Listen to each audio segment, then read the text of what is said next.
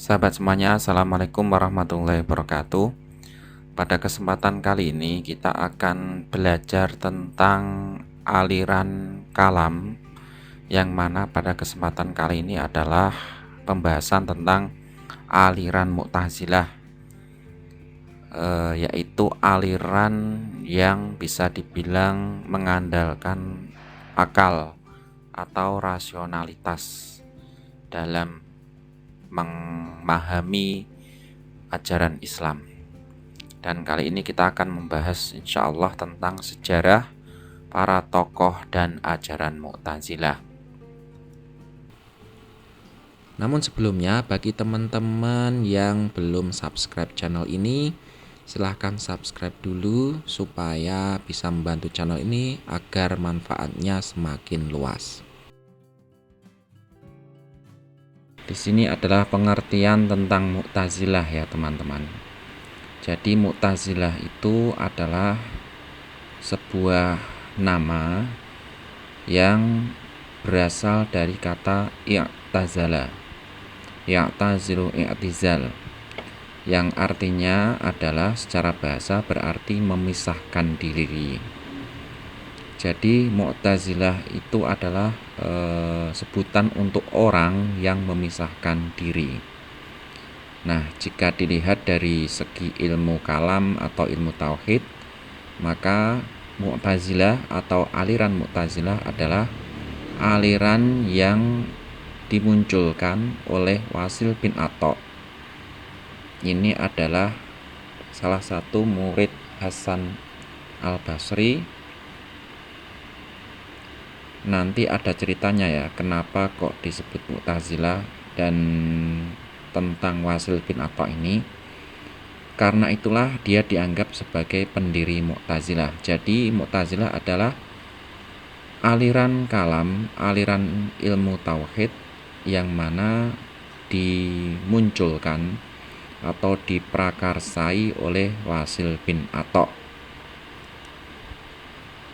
Nah, ini setelah Wasil bin Atha wafat, maka keilmuannya itu diwariskan dan dikembangkan oleh muridnya yang bernama Bishr bin Sa'id. Setelah itu kemudian ilmu atau ajaran Mu'tazilah itu kemudian dilanjutkan lagi oleh para murid Bishr, yaitu diantaranya seperti Abu Khuzail.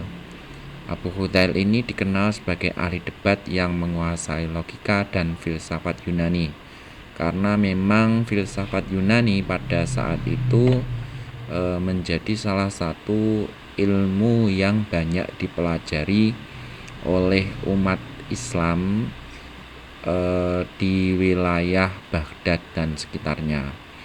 Kemudian ajaran Abu Khuzail ini kemudian dilanjutkan secara turun-temurun oleh murid-muridnya seperti An-Nadham, Al-Jubai, Al-Khayyat, Ibnu Ashros dan lain sebagainya. Ini nanti Mu'tazilah itu diprakarsai oleh Wasil bin Atha, namun secara waktu ke waktu, secara turun-temurun, kemudian pemahaman atau ajaran Mu'tazilah itu disempurnakan sehingga menjadi ajaran ilmu kalam yang penganutnya sangat besar waktu itu ya.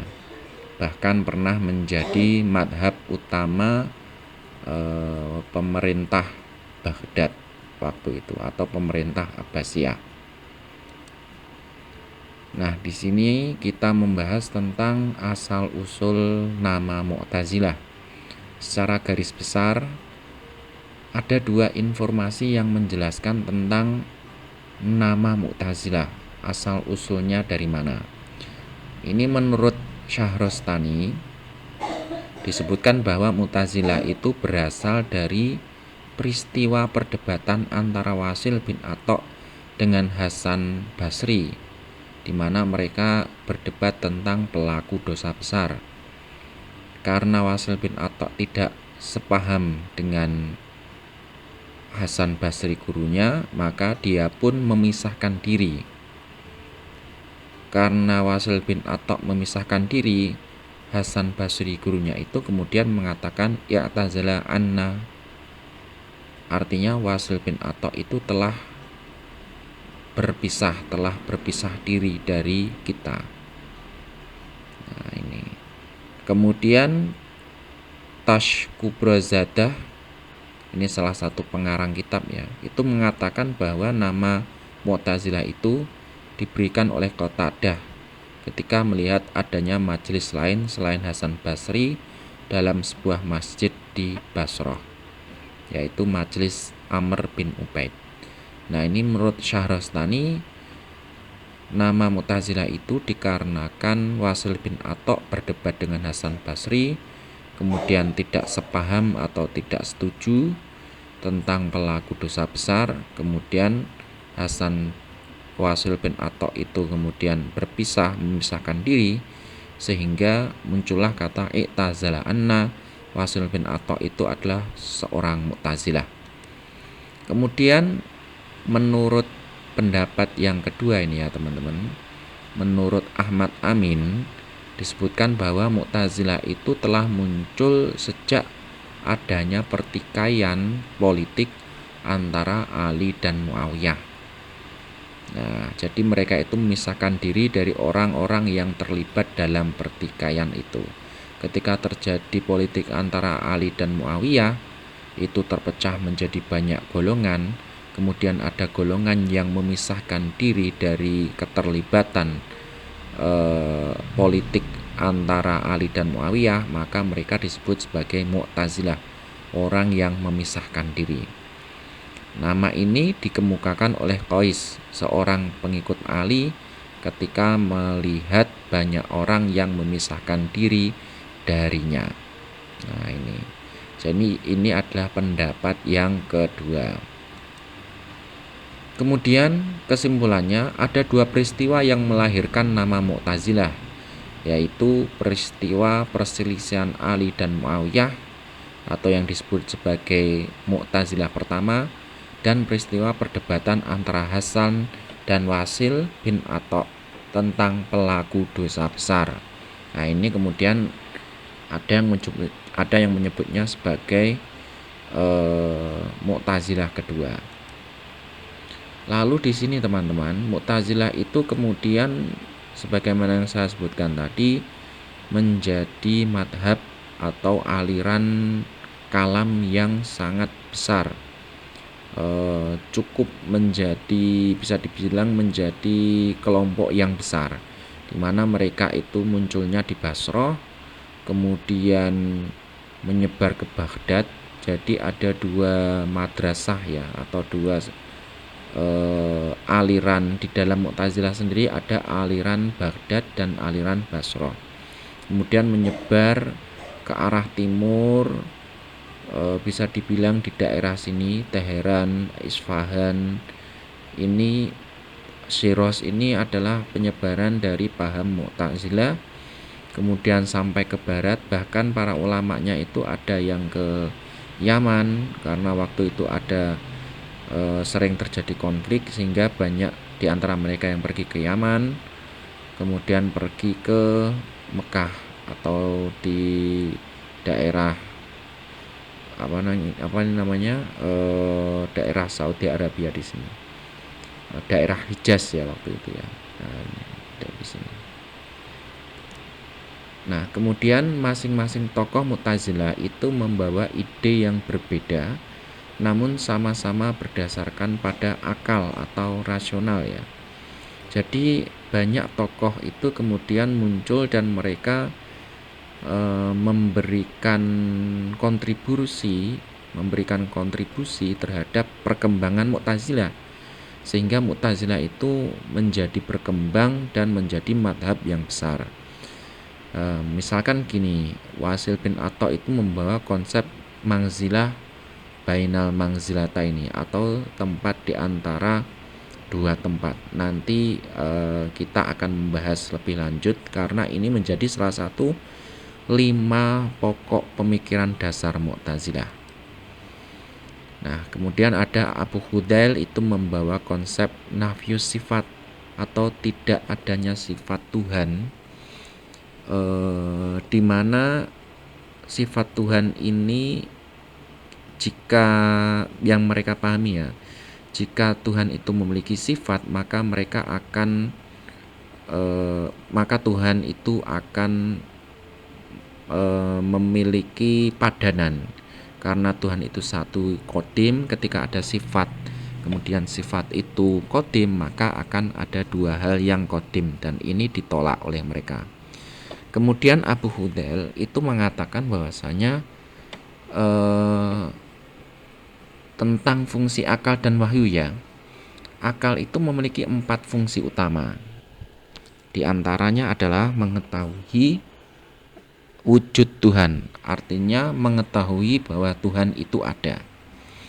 Kemudian mengetahui baik dan buruk, kemudian kewajiban melakukan yang baik dan menjauhi yang buruk, dan yang kelima kewajiban beribadah kepada Tuhan. Jadi menurut Abu Hudzail, tanpa wahyu itu turun, maka sebenarnya akal itu bisa mengetahui adanya Tuhan, kemudian mengetahui baik dan buruk, dan yang baik itu harus dikerjakan dan buruk itu harus dijauhi. Dan yang selanjutnya adalah akal bisa mengetahui bahwasanya manusia itu wajib beribadah kepada Tuhan. Kemudian ada juga tokoh Mu'tazilah namanya An-Nadham. Dia menolak pendapat bahwa Al-Quran itu mengandung mukjizat secara bahasa. Nah, jadi mukjizat Al-Quran itu bukan dari bahasanya. Karena menurutnya jika Tuhan mengizinkan, maka pasti akan ada orang Arab yang mampu membuat seperti Al-Quran. Tapi karena Tuhan tidak mengizinkan, maka mereka tidak bisa melakukannya atau tidak bisa membuat ungkapan yang semisal Al-Quran. Mukjizat Al-Quran itu hanya terletak pada informasi sejarah masa lalu serta hal-hal yang berkaitan dengan sesuatu yang gaib. Sedikit penjelasan tentang pendapat Nadham ini tentang Al-Quran ya teman-teman. Jadi Al-Quran itu bahasa Arab, dan ketika berbahasa Arab maka orang Arab pun seharusnya dia bisa membuat semisal Al-Quran. Namun karena Allah menghalangi kemampuan mereka, maka mereka pun tidak bisa melakukannya. Jadi mukjizat Al-Quran itu bukan dari segi bahasanya Al-Quran, namun Al-Quran itu mukjizat karena hal-hal lain selain bahasa Al-Quran. Nah, seperti itu kurang lebih gambarannya ya. Jadi An-Nadham itu menolak bahwasanya Al-Quran itu mengandung mukjizat secara bahasa. Karena kalau secara bahasa, orang Arab yang bisa berbahasa Arab pun mereka seharusnya bisa membuat sesuatu yang seperti Al-Quran. Tetapi mereka nyatanya tidak bisa. Hal itu dikarenakan mereka kemampuannya dihalangi oleh Allah. Atau mukjizat Al-Quran itu terletak pada informasi sejarah masa lalu. Kemudian Nadham juga membawa konsep tentang kalam Allah yang bersifat baru, bukan qadim. Nah, jadi kalam Allah itu qadim menurut Nadham. Kalam Allah yang qadim hanyalah kalam Allah yang masih berada di Lauh Mahfudz. Nah, jadi menurut Nadham, kalam Allah itu bukan qadim, melainkan hadis, makhluk. Jika kalam tersebut sudah berubah menjadi kalimat dan dapat dibaca, maka dia bukan qadim lagi, tapi baru. Nah ini, jadi inilah yang membedakan antara Mu'tazilah dengan Ahlu Sunnah.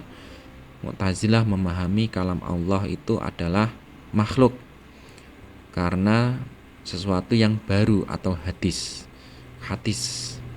Tapi kalau kalam Allah yang berada di Lauh Mahfudz itu adalah kalam yang qadim.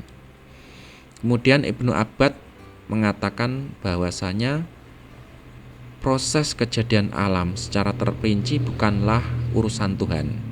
Menurutnya, Tuhan hanya menciptakan unsur-unsur dasar seperti tanah, air, udara, dan api. Kemudian hal ini sama dengan perbuatan manusia. Allah itu atau Tuhan hanya menciptakan energi secara azali. Nah, energi ini kemudian penggunaannya itu adalah urusan manusia. Kemudian ada juga Al-Jubai yang membawa konsep bahwa Tuhan tidak dapat dilihat dengan mata lahir meskipun pada hari akhirat. Nah jadi ini adalah perbedaan yang sangat mendasar dengan Ahlus Sunnah. Jika Ahlus Sunnah memahami Tuhan bisa dilihat di akhirat kelak, namun menurut Mu'tazilah Tuhan itu tidak bisa dilihat, karena jika bisa dilihat maka Tuhan itu menyamai makhluk, karena mata manusia itu hanya bisa menangkap makhluk ya, menangkap penglihatan pada sesama makhluk. Kemudian menurutnya juga fungsi wahyu adalah untuk mengetahui besar kecilnya balasan dari perbuatan manusia. Jadi seperti yang sebelumnya tadi, An-Nadham Al-Jubai itu mengatakan bahwasanya akal hendak mengatakan ya, jadi mendukung wahyu itu, akal tanpa wahyu itu sebenarnya bisa mengetahui kewajiban atau mengetahui sosok Tuhan. Nah, lalu fungsi wahyu itu apa? Fungsinya adalah untuk mengetahui pahala, besar kecilnya pahala. Nah, ini aliran Mu'tazilah itu menurut sejarahnya ya, itu mendapatkan tempat yang istimewa pada masa Khalifah Al-Ma'mun. Ini pada masa kejayaannya antara tahun 813 sampai 833. Pada masa ini aliran Mu'tazilah dijadikan sebagai madhab kerajaan, sehingga siapapun yang berbeda pendapat dengan madhab Mu'tazilah itu dianggap sebagai pembangkang dan mereka akan menghadapi hukuman dari kerajaan. Inilah paham Mu'tazilah yang kemudian masuk ke ranah politik dan dijadikan sebagai alat untuk mengcounter atau istilahnya melawan madhab-madhab lain yang tidak selaras dengan pemahaman Mu'tazilah. Nah, ini juga menjadi salah satu bukti bahwa Mu'tazilah itu menjalankan dakwah dengan kekerasan. Kemudian salah seorang ulama yang menjadi musuh atau rival utama dari ajaran Mu'tazilah adalah Ahmad bin Hambal. Nah, ini pada waktu itu terjadi mihnah ya, di mana para ulama itu diuji pemahaman akidah mereka tentang Al-Quran. Nah, ini salah satunya Ahmad bin Hambal mengatakan Al-Quran adalah kalam Allah yang qadim, dan hal itu bertentangan dengan Mu'tazilah yang berpendapat bahwasanya kalam Allah itu adalah sesuatu yang baru. Nah, karena itu pula beliau mendapatkan hukuman dari kerajaan.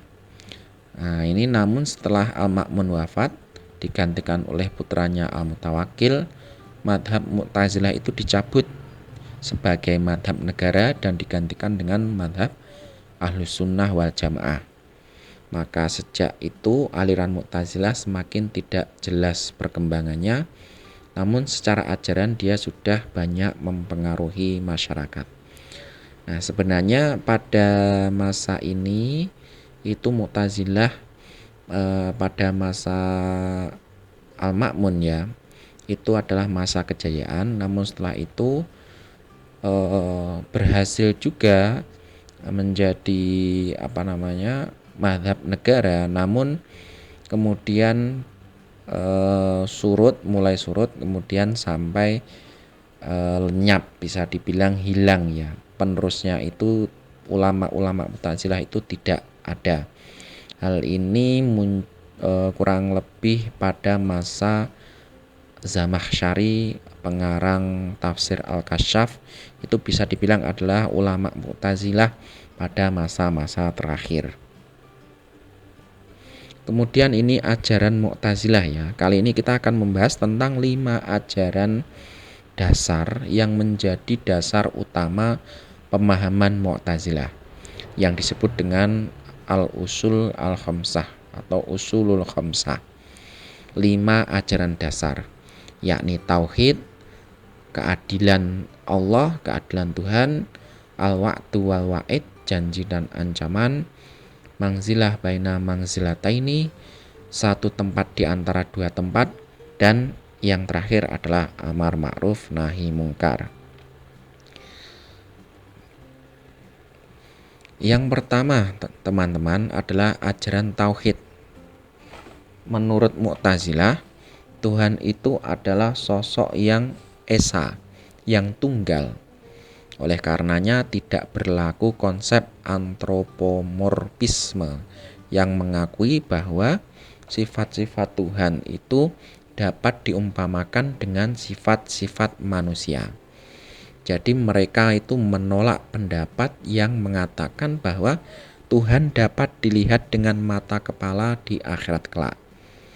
Nah, karena ketika Tuhan bisa dilihat, maka Tuhan itu pun makhluk.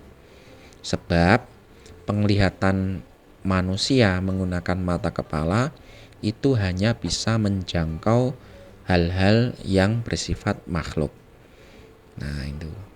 Jadi menurut mereka Allah itu tidak bisa dilihat di akhirat kelak. Karena itu pula mereka menolak adanya sifat-sifat Tuhan. Jika Tuhan punya sifat, maka keesaan Tuhan tidak murni lagi atau tidak tanzih, tidak bersih ya. Jadi mereka menolak sifat yang mana sifat itu akan melahirkan sesuatu yang qadim. Nah, jadi ketika Tuhan memiliki sifat yang qadim, maka Tuhan itu ada dua kekadiman.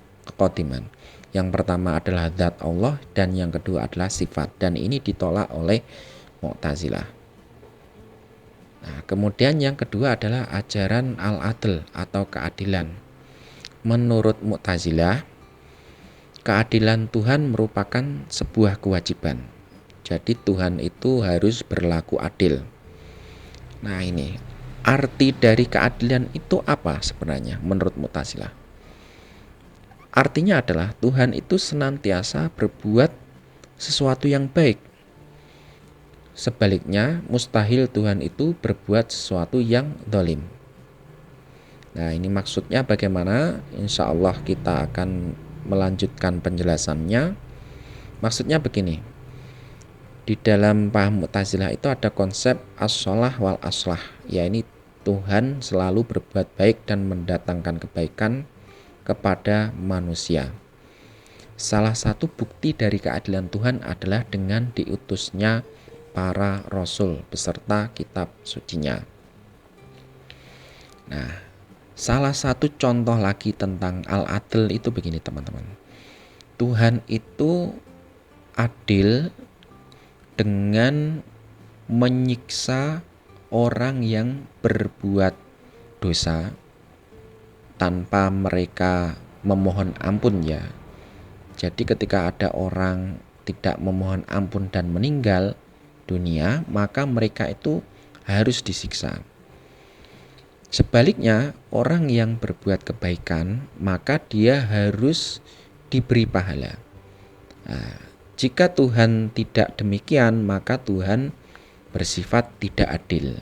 Nah, itu nanti berhubungan dengan al-wa'du wal wa'id ajaran selanjutnya. Kemudian begini, ketika Tuhan itu melakukan kebaikan atau berbuat baik atau berbuat sesuatu yang arahnya kebaikan, maka Tuhan tidak boleh berbuat zalim. Misalkan begini, Tuhan atau Allah itu tidak boleh menghalangi seseorang untuk beriman. Nah, jadi orang yang kafir itu bukan karena Tuhan yang berkehendak, tetapi dia sendiri yang berkehendak. Jadi petunjuk atau huda dan kekafiran itu adalah pilihan manusia. Allah tidak memiliki atau tidak ikut campur dalam petunjuk atau hidayah kepada seseorang. Karena kalau Allah itu ikut campur dalam hidayah atau dalam membuat seseorang untuk menjadi kafir, maka hal itu sama dengan Allah tidak adil. Karena ketika Allah menjadikan seseorang itu kafir, kemudian Allah menyiksanya, itu adalah sesuatu yang sia-sia, sesuatu yang dalim. Kenapa Allah menciptakan keburukan, kemudian Allah menyiksanya sendiri. Nah, itu adalah ajaran tentang adil atau keadilan. Kemudian Tuhan dianggap adil jika Tuhan tidak ikut campur dalam perbuatan manusia. Karena kewenangan Tuhan di sini hanyalah memberikan daya. Nah, ini jadi Tuhan itu hanya memberikan kekuatan. Namun kemudian penggunaannya itu adalah kewenangan manusia. Dan manusia harus bertanggung jawab terhadap perbuatannya. Nah, jadi ketika manusia itu memilih untuk kafir, maka itu adalah kehendak manusia, bukan kehendak Allah. Allah tidak menghendaki hal itu. Atau ketika seseorang itu mendapatkan hidayah, maka itu adalah pilihan manusia sendiri, bukan karena Allah memberikan hidayah dalam arti membuat seseorang tersebut menerima hidayah.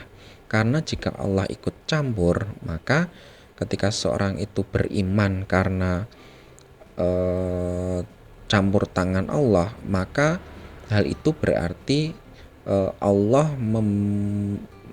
menggerakkan seseorang kemudian memberi pahala, atau menggerakkan seorang untuk berbuat buruk kemudian menyiksanya, dan itu adalah bukan keadilan Allah.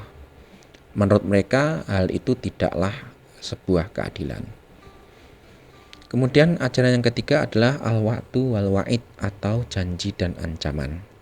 Nah, ini adalah ajaran yang berhubungan dengan ajaran sebelumnya ya. Jadi tentang keadilan Tuhan yang sebelumnya tadi, Tuhan tidak dapat disebut adil jika tidak memberi pahala kepada orang yang beramal saleh dan tidak menghukum orang yang berbuat maksiat.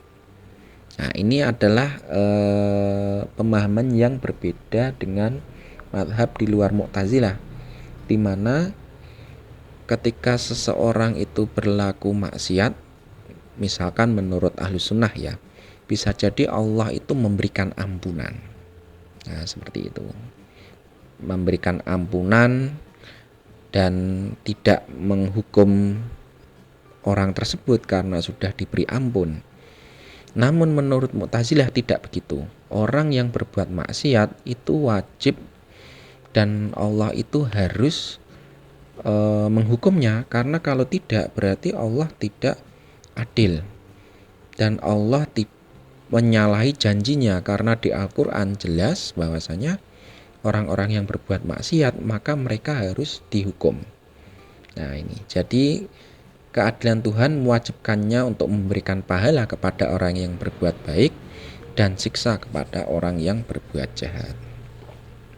Nah, ini ajaran yang keempat. Ini berhubungan dengan sebelumnya, teman-teman sebenarnya. Konsep ini berkaitan dengan pelaku dosa besar. Nah, ini. Jadi ada 3 manusia, bisa dibilang seperti itu. 1 orang mukmin, kedua orang beriman, orang muslim yang melakukan dosa besar, kemudian orang yang kafir. Bagaimana dengan pelaku dosa besar yang mukmin? Di mana di satu sisi dia masih tetap mukmin, tapi dia tidak bisa masuk surga karena melakukan dosa besar. Dan di sisi lain dia tidak masuk ke kelompok orang yang kafir, karena dia memang mengaku mukmin, sehingga dia pun tidak pantas masuk ke nerakanya orang kafir. Nah, karena tidak ada tempat itu, maka dia masuk ke neraka namun dengan siksa yang ringan. Nah, inilah yang dimaksud dengan tempat di antara 2 tempat. Jadi begini teman-teman, lebih jelasnya. Orang mukmin yang beramal saleh itu dijanjikan surga. Jadi orang mukmin itu masuk surga karena dia orang mukmin dan beramal saleh. Lalu orang yang kafir itu masuk neraka. Ya, karena memang hukuman baginya. Lalu bagaimana dengan orang yang mukmin namun dia melakukan dosa besar? Nah, ini bagi Mu'tazilah itu tidak bisa masuk surga karena surga itu harusnya dimiliki oleh orang mukmin yang beramal saleh, juga tidak bisa masuk neraka karena neraka itu tempatnya orang kafir. Nah, jadi mereka memahami ada tempat di antara dua tempat itu, yaitu orang mukmin tapi melakukan dosa besar, dia masuk menjadi orang fasik. Dia masuk ke dalam neraka namun siksanya tidak lebih kejam, tidak lebih parah, tidak lebih besar dari orang kafir. Jadi mereka mendapatkan siksa tetapi tidak seperti siksanya orang kafir. Nah, kemudian yang kelima adalah ajaran amar ma'ruf nahi mungkar. Ini kenapa mereka memahami ajaran Mu'tazilah itu dengan ditutup amar ma'ruf nahi mungkar atau dengan ajaran amar ma'ruf nahi mungkar? Menurut mereka, ajaran Mu'tazilah itu harus dilaksanakan. Ya, jadi amar ma'ruf nahi mungkar itu harus dilaksanakan.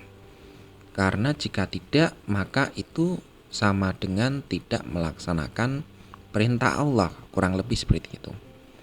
Nah, bagi umat Islam secara umum, amar ma'ruf nahi mungkar itu dilaksanakan dengan 3 cara. Seperti kata hadis, yaitu dengan tangan, dengan lisan, atau dengan hati. Nah, sedangkan Mu'tazilah amar ma'ruf nahi mungkar harus berhasil meskipun dengan cara kekerasan. Karena menurut mereka ajaran mereka adalah ajaran yang benar, karena mereka bertauhid dalam arti membebaskan ajaran Islam yang memahami keliru tentang Allah. Nah, itu jadi menurut mereka seperti itu ya. Jadi hal ini adalah hal yang paling benar menurut mereka, dan hal ini harus didakwahkan, harus diajarkan. Oleh karenanya mereka jika ada kekuatan dengan tangan, dalam hal ini misalkan dalam pemerintah tadi, mereka menggunakannya dalam politik ya. Jadi mereka mendakwakannya dengan politik, sehingga orang-orang yang tidak sepaham dengan mereka itu mereka pengaruhi pemerintah untuk menyiksa orang-orang tersebut. Nah, jadi dakwahnya seperti itu. Itulah teman-teman pembahasan kita kali ini tentang aliran Mu'tazilah. Semoga bermanfaat. Bagi teman-teman yang belum subscribe channel ini, silahkan subscribe dulu biar membantu agar channel ini bisa berkembang dan manfaatnya semakin luas. Terima kasih. Wassalamualaikum warahmatullahi wabarakatuh.